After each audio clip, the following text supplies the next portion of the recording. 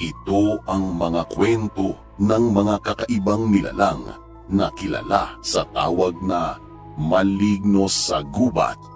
Hindi mo sila nakikita, ngunit laging nakasunod sa bawat hakbang mo. Hindi ito tikbalang, hindi rin aswang. Isa itong uri ng maligno sa gubat na madalas ikwento ng matatanda pero bihirang makita ng tao. Sabi nila, pag nakita ka ng malignong ito, susundan at hahabulin ka na niya hanggang sa wala ka ng matatakbuhan. Ayon sa kasabihan ng mga matatanda, huwag na huwag mong titingnan ng maligno sa kanyang mga mata. Dahil kapag nagtagpo ang paningin ninyo, madali na niyang makukuha ang kaluluwa mo at wala ng paraan para makatakas ka pa.